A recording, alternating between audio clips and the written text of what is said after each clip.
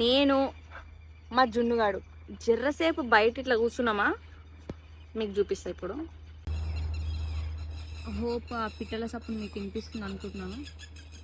అవి అక్కడ కనిపిస్తున్న పిట్ట చాలా సేపటి నుంచి అరుస్తూ ఉన్నాయి. అసలు అది ఎందుకు అరుస్తున్నాయో ఏమో.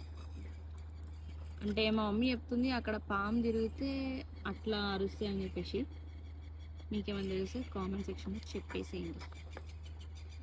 మా జున్నుగాడు రియోని